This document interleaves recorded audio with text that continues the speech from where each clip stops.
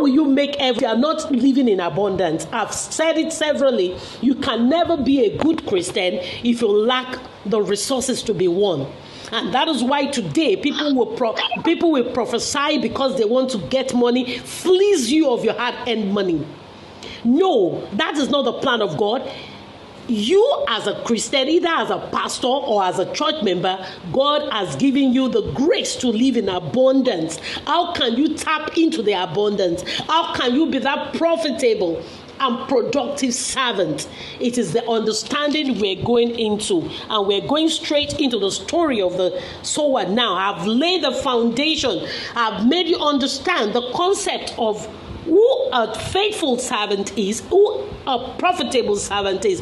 An unprofitable servant is the man who could not multiply his talents, and that is why God called him unprofitable. You can be faithful, you can love God, but you can still be an unprofitable servant. You cannot multiply your talent. Your life is still as miserable as before you got to know Christ. So people will say he's a child of God, but his life does not show it. That is not God's expectation of you. God expects you to be blessed. God expects you to stand out. And what did these guys do? We are going now into the story of the sower. I want you to quickly remind me, go with me into the scripture. The first ground that they sowed on is the wayside. I'm sure you remember that from the reading. The parable of the sower. A sower is someone who plants seed. Why is he planting seed? Is it not for him to harvest? It is for him to harvest. The good news is that anyone that sows will reap.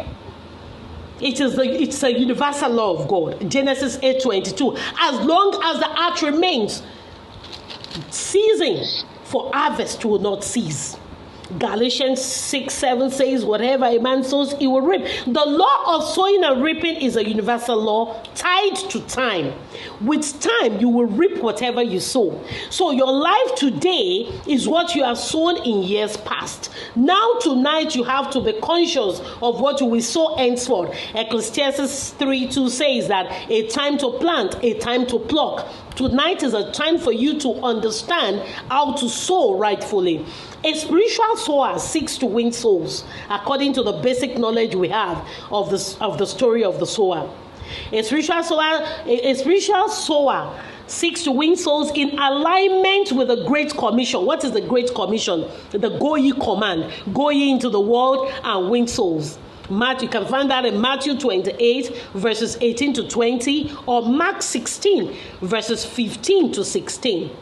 And it is wise thing for you to win souls. That means you're securing your spiritual standing. You are prospering spiritually when you obey the go ye command. But how about your physical life, your finances?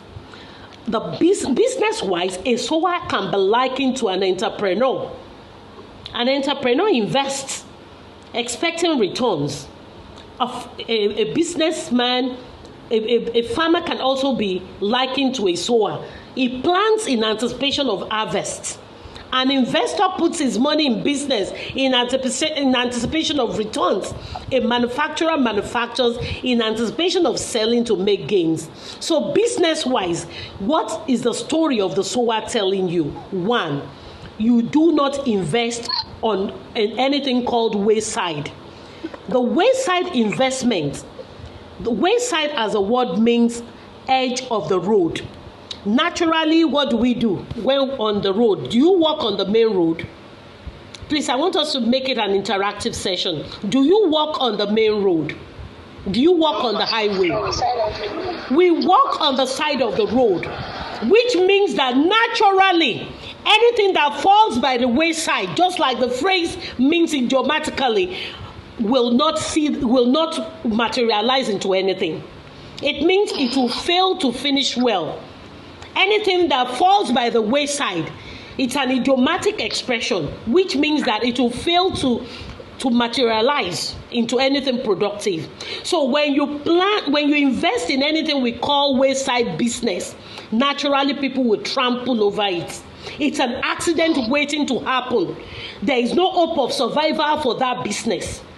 everything will work against it because it is vulnerable to interferences of people.